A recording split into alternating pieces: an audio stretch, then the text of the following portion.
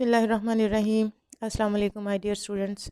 Students, as we have discussed detailed introduction of the wasteland, so now we will discuss the section 1 of the wasteland, which is the burial of the dead.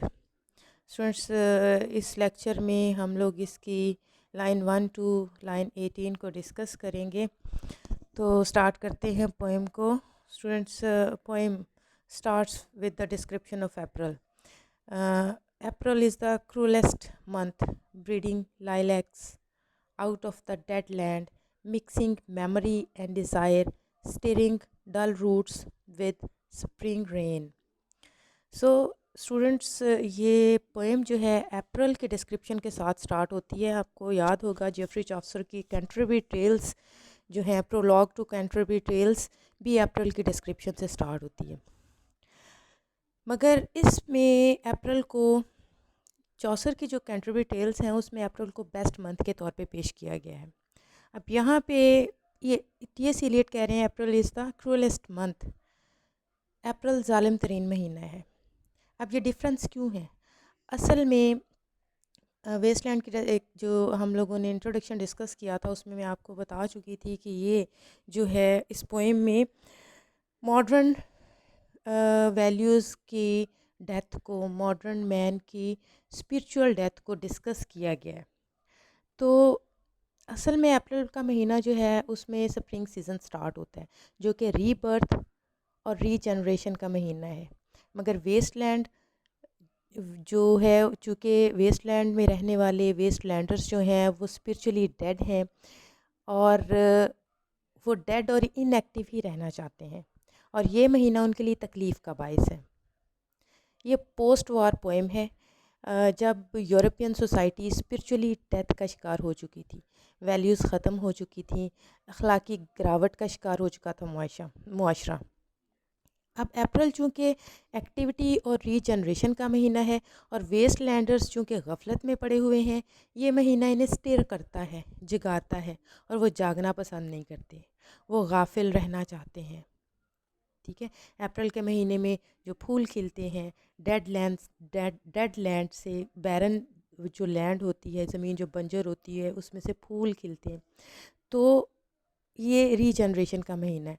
लेकिन वेस्टलैंडर्स जो हैं वो जागना नहीं चाहते, वो गाफिल रहना चाहते हैं, क्योंकि अगर वो जाग गए तो मेमोरी और डिज़ायर इन्हें परेशान करेगी. ठीक है. Mixing memory and desire, stirring dull roots with spring rain. यानी कि ये मेमोरी क्या है? मेमोरी का मतलब है पास्ट और डिज़ायर का मतलब है फ्यूचर, फ्यूचर को बेहतर बनाने की ख्वाहिश. वो अपने ग्लोरियस पास्ट को याद करेंगे तो डिप्रेस हो जाएंगे और फ्यूचर को बेहतर बनाने की डिज़ायर वो दिल में पालना ही नहीं चाहते, क्योंकि फ्यूचर को बेहतर बनाने के लिए क्या है, actually it requires activity and spiritual regeneration. Spiritual regeneration होगी तो ही वो उनका फ्यूचर बेहतर हो सकता है. और वो अपने ग्लोरियस पास्ट को याद नहीं करना चाहते, क्योंकि ये याद उन्हें जो है वो सैड कर देगी, उन्हें डिप्रेस कर देगी. तो इस वजह से उनके लिए जो है ये अप्रैल का महीना सबसे ज़ालिम महीना है. इसी वजह से जो है वो टी.एस. एलियट ने इस महीने को क्रूलेस्ट मंथ कहा है. ठीक है. इस लाइन से चौसर की कैंटरबरी टेल्स आपको याद आती होंगी, उसमें उसने अप्रैल को बेस्ट मंथ के तौर पर डिस्क्राइब किया था. अब देखिए नेक्स्ट क्या कह रहा है वो. Winter kept us warm, winter ने हमें जो है वो वार्म रखा था. कवरिंग अर्थ इन फॉरगेटफुल स्नो, और जो है ज़मीन को एक फरामोश कर देने वाली स्नो से ढांपे रखा था. Feeding a little fish and dry tubers. ये जो अब देखें इसमें पास्ट टेंस यूज़ हो रहा है. पास्ट टेंस का क्या मतलब है? पास्ट टेंस इसलिए यूज़ हो रहा है कि पोइट अपने पास्ट को याद कर रहे हैं. वो कहते हैं कि विंटर इनके लिए कंफर्टेबल लाइफ की जो है वो अलामत थी. मॉडर्न इंसान जो कि रूहानी और इखलाकी तौर पर मर चुका है, उसके लिए अप्रैल जो कि रीबर्थ का महीना है, एक ज़ालिम महीना है. मॉडर्न इंसान को रीबर्थ से ज़्यादा मौत पसंद है, क्योंकि रीबर्थ उसके माइंड की स्पिरिचुअल साइड को झंझोड़ेगा और ये वो नहीं चाहता है.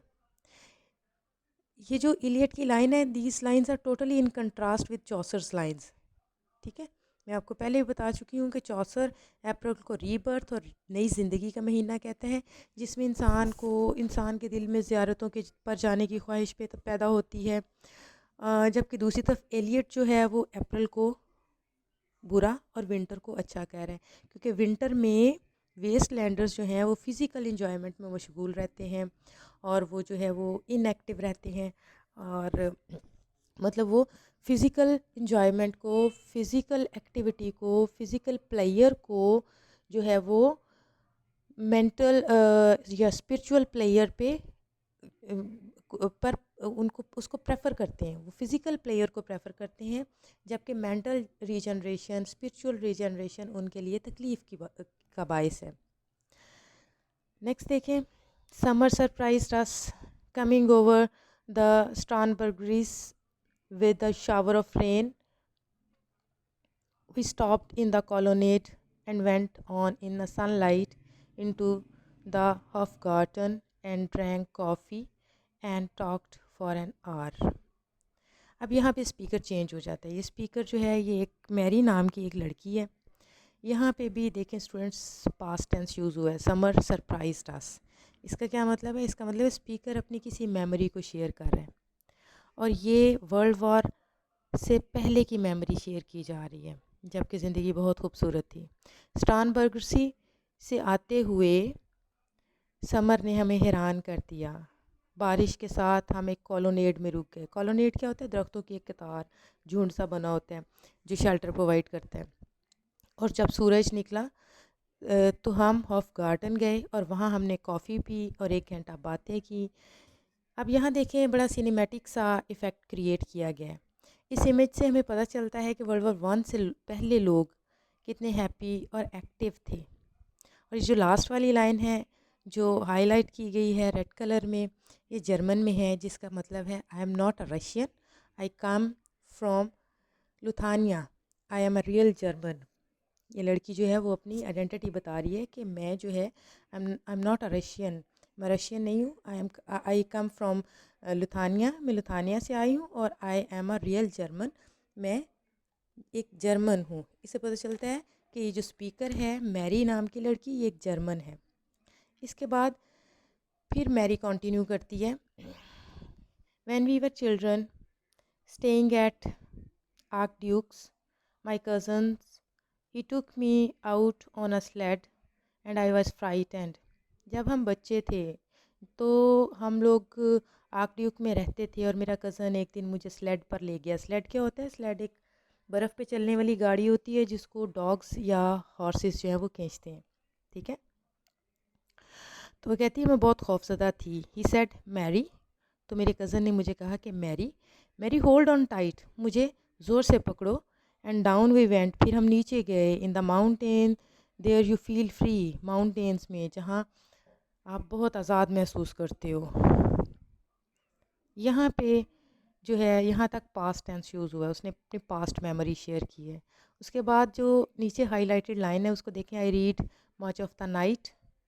अब क्या है? आपकी बात करें कि अब मैं सारी रात तकरीबन पढ़ती हूँ। And go south in the winter, और विंटर में साउथ की तरफ चली जाती हूँ। यानी कि अब उसकी जो इन्जॉयमेंट है, जो उसकी फ़िज़िकल एक्टिविटीज़ थी, जो उसकी एक्साइटमेंट थी, वो ख़त्म हो चुकी है। अब वो एक डल लाइफ जो है वो स्पेंड कर रही है। यहाँ पे बड़ी सैड सी टोन है, यानी माजी में स्पीकर खुश थी मगर अब वो अपनी प्रेजेंट सिचुएशन के साथ सेटिस्फाई नहीं है, ठीक है। तो यहाँ तक थी इसकी लाइंस। अब नेक्स्ट लेक्चर में हम लोग जो है इसका सेकंड पार्ट नेक्स्ट लाइंस करेंगे। तो स्टूडेंट्स, नेक्स्ट लेक्चर तक के लिए अल्लाह हाफिज़।